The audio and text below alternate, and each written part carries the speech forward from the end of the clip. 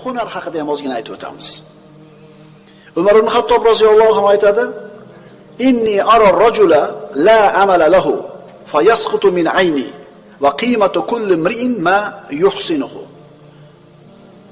Ishi yo'q, qo'lida hunari yo'q kishini ko'rsam, deydi Umar ibn Xattob, uni meni ko'zimda qadr tushib ketadi. Har bir kishining qadr qiymati uni qiladigan kasbidagi mohirligida.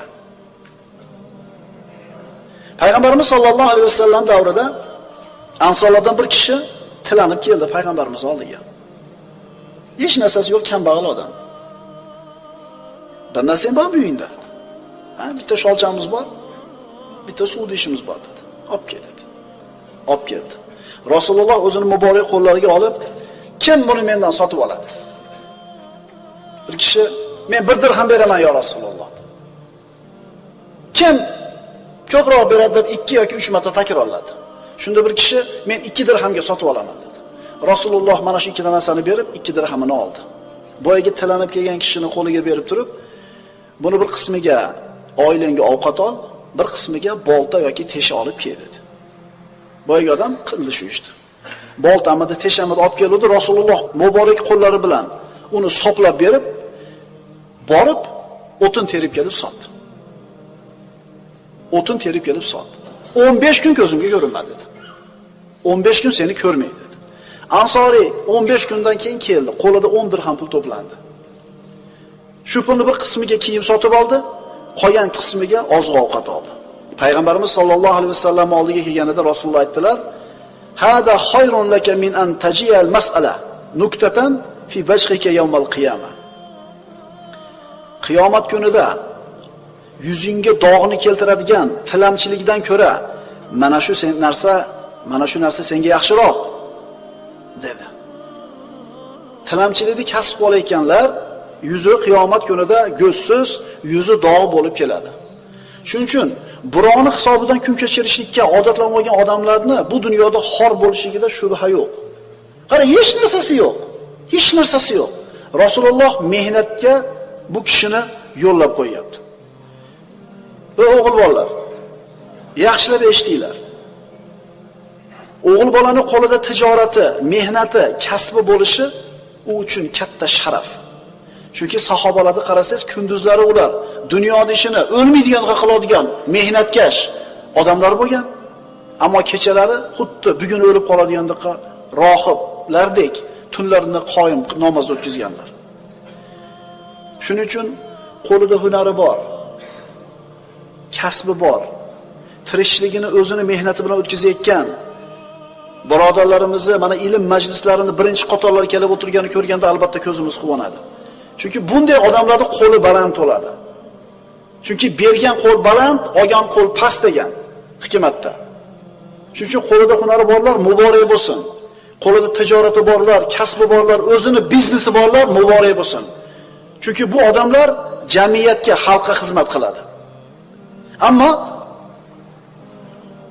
bir avlod yetishyapti, tekinxo'r bo'lyapti shular. Bir chamadon dollar bo'lsami deydi. Siraz shundan boshlaydi. Vali pastdan olib chiqish yo'q. Siraz bir chamadon dollar bo'lsa deydi. Biz nima deymiz? Bir haftaga qolmay o'lasan sen. Chunki sen bir chamadon dollarni ishlatishlikka aqling ko'targani belingni quvvati yetmaydi. Pastdan chiqinglar. Pastdan chiqqaningiz o'zingizniki. Ishga, mehnatga toqati yo'q, yalqov, tekinxo'r bo'lib o'sgan, keyin katta bo'lgandan keyin bola chaqani boqishga ham qiylanib qolgan odamlarni ko'rganingda, bu ular uchun or, nomus, uyat bo'ladi. Ularni shunga qilgan kim? Kim? Ota-onasi. Chunki otasining puli bo'lgan, qo'y deydi, mo topgan. Qayoqdan bilasiz, amaki? Bu pul sizdan keyin bolalaringizga nasib qiladimi? Qayoqdan bilasiz, sizga bor hunar berib qo'yaylik. Hunar berib qo'yaylik bolalarga. Umar ibn Xattob aytgan, albatta bu qo'llar ishlash uchun yaratilgan. Agar ularni toat bilan mashg'ul qilmasangiz, bu qo'llar sizni ma'siyat bilan mashg'ul qilib qo'yadi. Qarang, Sirrin, Muhammad ibn Sirrinning otasi Sirrin, qulida ozod bo'ladi, hunari bor ekan, darrov jamiyatda o'rnini topib, ishini to'qib keta oladi. Agar hunari yo'q bo'lganda-chi? Endi hunar yoshlikda o'rganiladigan narsa. 30 ga kirgandan keyin ikkita bolali bo'lgandan keyin hunar o'rgana olmaysizlar ukalar. Chunki shagird 1 yil, 2 yil yuradi, ustodan pul olmaydi.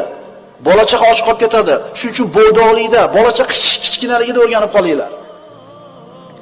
Chunki albatta ish mehnat ham birodarlar ibodat. Agar siz qilayotgan hunaringiz Alloh harom qilgan ish bo'lmasa, siz qilayotgan hunaringiz namozdan to'smasa, siz qilayotgan hunaringiz ilm o'rganishdan to'smasa, halol ishlab klienti haqqini yemayotgan bo'lsangiz, mana shu ishingiz ham ibodat deyiladi. Hamma ish ham ibodat emas lekin. Masalan, harom xarish aralashgan joyda ishlashlik hech qachon ibodat bo'lmaydi. Payg'ambarimiz sollallohu alayhi vasallam bir kun masjidga kirsalar, namozdan tashqari vaqtda bir odam namoz o'qib o'tiribdi. Dunyo bilan umuman ishlamaydigan odam bo'ladi. Tirikchilik qilmaydigan. Seni qoningni kim boqadi dedi? Akam dedi. Akang sendan ko'ra ibodatliroq ekan dedi. Sahobalar bir kishini maqtashdi. Payg'ambarimiz sollallohu alayhi vasallam u sizlar maqtayotgan odamga kim qonini boqadi dedi? Hammamiz dedi. Shunaliga xayr ehson hisobidan kun ko'radigan odam degan. Payg'ambarimiz kullukum afzalu minhu. Sizlar hammanglar undan yaxshiroq ekansizlar dedi. Hunar. Albatta musulmon odam pokiza amal qilishligi kerak. Toza ishlash kerak. Toza mehnat qilish kerak. Nima degani bu? Ofisda o'tirib oq ko'naklar bilan chertib bo'lib o'tirishni tushuniladimi? Pokiza mehnat deganda nimani tushunamiz? Bu degani gard yuqmagan kiyimni kiyib, shinam toza xonada o'tirib qilinadigan ish tushunmasligimiz kerak. Faqat shu emas bu toza ish. Oppoq kiyinib, yumshoq stollarda o'tirib, agar shariatda man qilingan ishlarni qilayotgan bo'lsa, bu ishni biz pokiza ish deya olmaymiz. To'g'rimi? Endi ustiga kraska tekkanmi, ax tekkanmi, yo'q tekkanmi, kiyimni kiyib, changga bulanib, loga bulanib, klienti haqqini yemasdan ishini puxta qilayotgan bir hunarvandni mehnat ishi pokiza emasmi bu? Eng pokizasi shu. Demak biz pokiza mehnat deganda Alloh rozi bo'ladigan ish qilayotgan odamni tushunamiz. Shunda shu ishimiz ham inshaalloh ibodat bo'ladi deb umid qilamiz. Ayni toza mehnat, pokiza hunar ibodat bo'ladi. Aqulu qawli hada va astagfirulloh li va lakum. Assalomu alaykum va rahmatullohi va barakatuh.